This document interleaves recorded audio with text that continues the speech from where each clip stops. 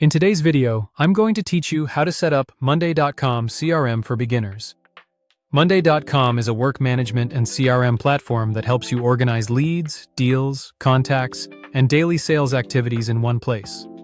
For beginners, it's especially useful because it gives you a visual system that's easy to understand and customize as your workflow grows. Start by logging into your Mondaycom account. Once you're inside, the first thing to do is create a workspace. A workspace is like a main container for a team, department, or process. It helps keep all your boards, data, and CRM activity organized in one dedicated area. To create it, click the three-dot menu in the Workspace area, then choose Add New Workspace. After that, rename your workspace so it clearly reflects its purpose.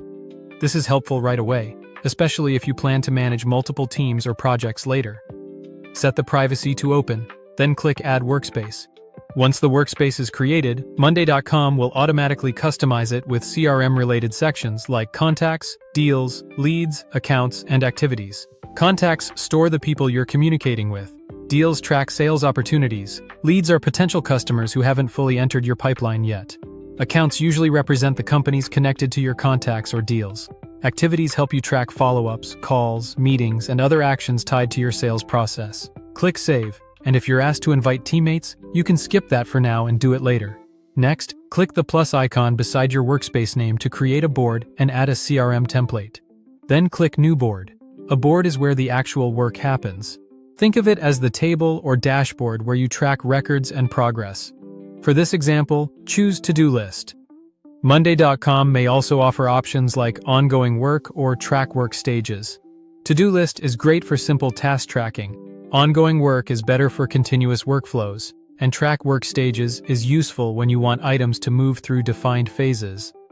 Then click Create Board. Your new board will include sample tasks. These usually come with default columns such as item name, status, owner, date, and notes.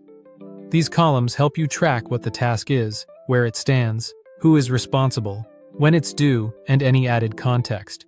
You can also set priorities, update notes, change statuses, and add more tasks based on your needs.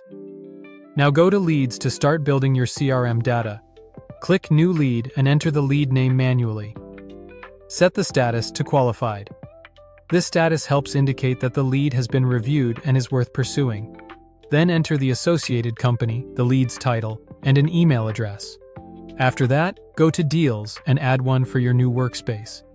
Click New Deal, type in the deal name, and set the activity's timeline. This helps you map out when work on the deal begins and ends. Then set the deal stage and choose Negotiation for this example. The stage shows where the opportunity currently sits in your sales cycle. Set the deal value to estimate the opportunity size. Then add contacts, accounts, the expected close date, forecast value, and any other important information. These fields help you connect the right people and companies, estimate revenue, and keep your pipeline realistic and organized. Once done, you may continue setting up your new workspace by creating a pipeline, connecting your email, and creating automations. Thank you for watching and subscribe for more.